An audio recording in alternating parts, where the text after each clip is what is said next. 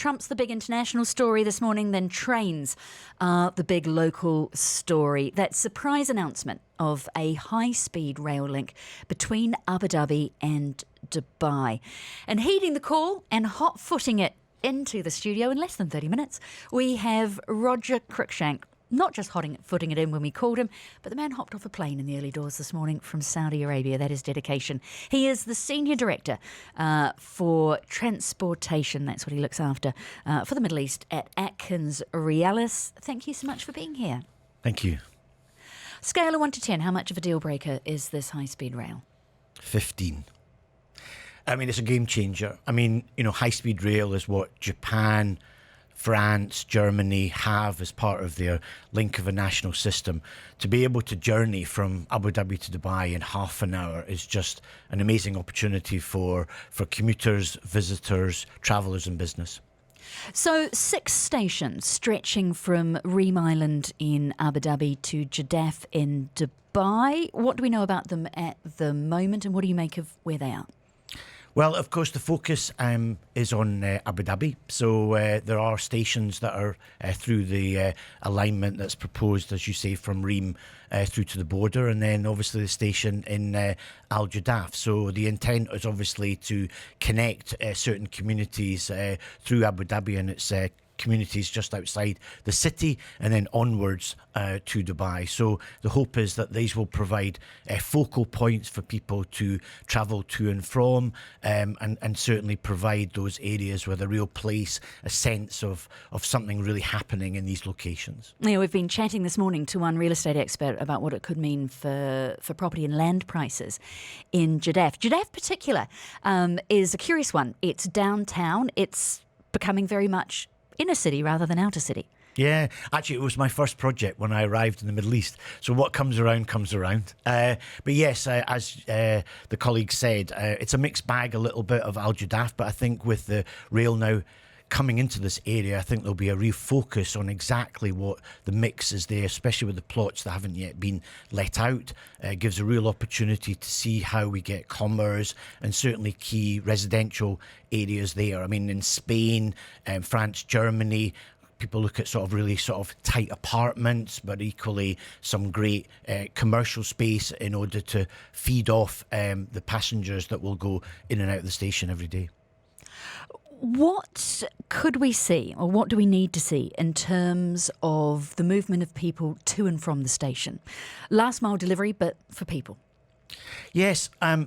Look, Al Jadaf has been chosen because it's close to the Green Line, and what will happen with the Blue Line, we're coming in at that particular location, so that will become a multi-modal hub. So it will be possible to make change between the metro and the high-speed rail.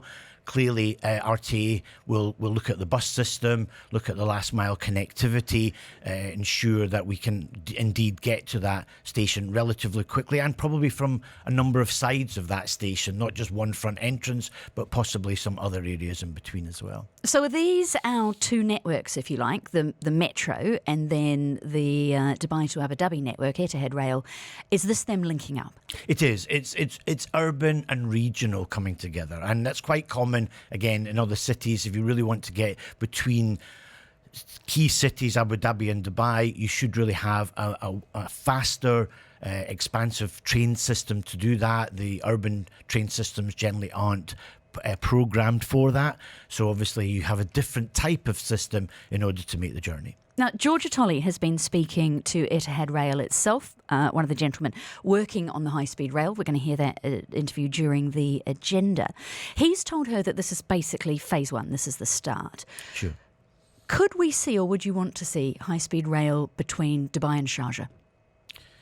I think that's the longer term plan. I mean, we did a study back in 2010. We called it Connect the Nation, a national transport plan that would see the Emirates connected by efficient transport and indeed efficient public transport. And obviously with the agenda around sustainability and the train being electric, yes, of course, I think everyone would like to see all of the Emirates well connected and indeed an alternative to the car. We don't have an official time frame as of yet, but as you have alluded to, you guys have done an awful lot of studies and you watch train networks around the world. What roughly would you expect to see in terms of the time it takes to put this infrastructure together? Yeah, roughly. I mean, obviously, there has actually been some enabling and some investigative works that have already taken place. But Brandy, I mean, obviously, these projects take a long time. But with the procurement, the design, and the actual delivery of those, you could see a timeline of somewhere between 7 and 8 years, I think, for a full build out. Clearly, some might move a bit faster, other elements might move a bit slower. But you would suspect that that's the sort of timeline, but equally the UAE is always adept at moving things pretty fast, so they'll probably try to squeeze that timeline, I'm sure. And we've got a lot of questions that I'm sure will be answered over that timeline. People are asking about ticket prices this morning. What have we seen in the other cities and countries that you have mentioned, Fast Rail in Japan, for example, when it comes to the pricing of tickets? What are the authorities here going to have to take into account? So they're going to have to take into account the actual overall journey, as we've just mentioned. You have to get to the station, and when you get to the other end, you've got to get to the actual destination. So it has to be taken into account. They have to think, obviously, how much people have generally been prepared to pay for a taxi between the two cities, how much fuel is used between the two cities. So obviously, they'll look at a price point that is going to be good for kind of ticket sales to actually occur, but at the same time there needs to be an element of recoup. But people understand and know that really public transport is put out as an investment for the nation. So I expect that the ticket pricings will be affordable, but equally there can be services that are put on, just like an aircraft. You can have economy, you can also have business and first class. So I'm sure there'll be products that Etihad Rail will put in to satisfy the needs of certain customer segmentation. We've got a minute left with you. What do you still want to know? What will you be listening for over the coming months? What I want to know is certainly about that complementary service around each of the stations. I'm also keen to quite understand about the phase 2 or whatever happens on the line, because it's a holistic system, and you want to see whether there can be savings and investments made for the future, not just for now. So yes, there could be a railway between Abu Dhabi and Dubai, but if you then have to sort of repurpose that another 10 or 15 years from now to accommodate something, that would be a misstep, so to speak. So if we can look at how the system is future-proofed, and also what is made for new areas potentially to be part of the system moving forward, if some stations are earmarked but yet not planned for.